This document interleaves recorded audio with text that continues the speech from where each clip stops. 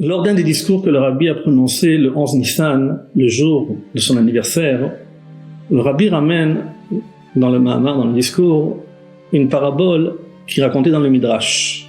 Une fois, le roi, avec toute sa délégation, est venu dans la ville et chacun des membres des habitants devait choisir une personne de la délégation. Et le Midrash dit qu'il y avait une seule personne qui a choisi le roi. Alors Rabbi se pose la question, pourquoi le Midrash dit qu'il n'y avait qu'une seule personne intelligente qui a choisi le roi? Puisque de façon logique, le roi, c'est le plus fort. Donc, qu'est-ce qu'il y a d'intelligent pour choisir le roi? Alors le Rabbi dit, la raison elle est parce que le choix de cette personne intelligente était parce que le roi ne change pas. Le roi reste roi. Le roi est émette. C'est-à-dire que si le choix venait par rapport à un intérêt, qu'est-ce que je vais gagner en voulant choisir le roi? Qu'est-ce que je vais avoir de plus matériellement, spirituellement? Ok, c'est une façon logique, c'est une façon de réfléchir, c'est une façon qui est négociable. Mais la volonté de cette même personne intelligente qu'elle voulait le roi, elle venait par rapport du fait de vouloir servir le roi, d'être le serviteur du roi, d'être esclave du roi, de faire la volonté du roi et ne pas regarder ce qu'il va gagner ou ce qu'il va recevoir comme intérêt d'être proche du roi. Et là, on voit en fin de compte qu'est-ce que le Midrash voulait nous dire, qu'il y avait une seule personne intelligente. Parce que la personne de façon naturelle, elle cherche toujours par rapport à son intérêt, qu'est-ce qu'elle va gagner en faisant ça, c'est quoi ses bénéfices.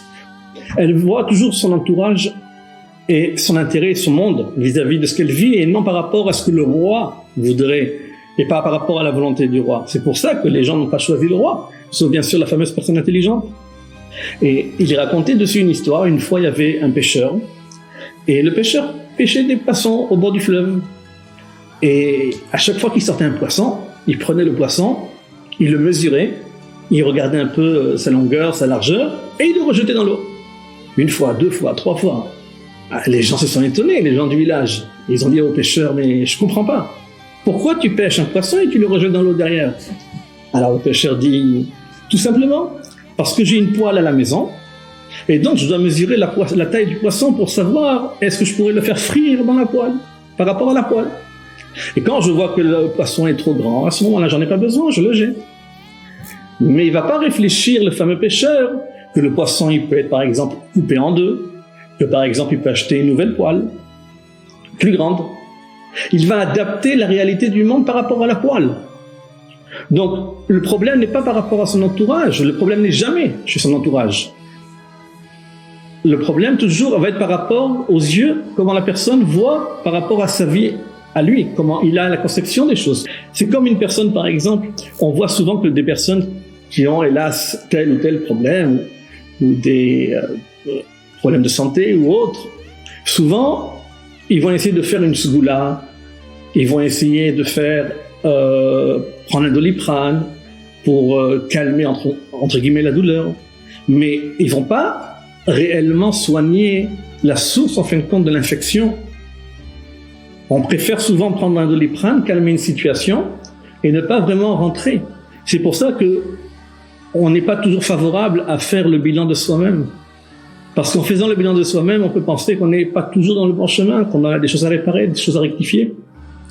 Par exemple, une personne qui a des problèmes de communication avec son conjoint ou sa conjointe, on pense que les problèmes de communication sont à cause de son autrui, à cause du conjoint ou de la conjointe. Donc on va lire des Téhilim, c'est bien de lire des Téhilim. Mais si je ne fais pas, et je ne me mets pas en cause, pourquoi ça m'arrive à moi? Pourquoi le problème, qu'est-ce que je dois réparer en moi? Si je n'ai pas cette réflexion-là, et je pense qu'en lisant un Téhilim ou en faisant une zgoula et restant les mains croisées, ça ne va pas marcher.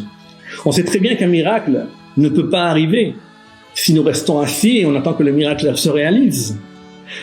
On a toujours vu et on voit quand on demande une bracha, chez Chabad, chez le Babich, on demande une bracha au Rabbi, toujours il y aura une préparation, c'est-à-dire prendre en soi une bonne décision, prendre un réceptacle. Le Rabbi, à beaucoup de reprises, demande aussi que la personne fasse un ajout dans le Torah, dans le mitzvot, sur Netilat Yadayim, Shema Israël, chacun par rapport aux besoins qu'il a, que le rabbi voit, par rapport au réceptacle. Parce que comme que le rabbi dit, quand la pluie tombe, si la terre n'est pas élaborée ni semée, qu'est-ce que vous voulez qu'il pousse? Et là, on vient au point essentiel. Aujourd'hui, c'est le 11 Nissan, c'est l'anniversaire du Rebbe, le Tzadik Yesod Olam. Qu'est-ce que moi je peux maintenant donner au roi? Qu'est-ce que moi je peux donner à Kadosh Baruch Hu? Comment je peux m'améliorer? Est-ce que je peux prendre une bonne décision et offrir cadeau pour l'anniversaire du Rabbi? Est-ce que cela me permettra d'avoir un meilleur réceptacle pour avoir une abondance de bénédictions?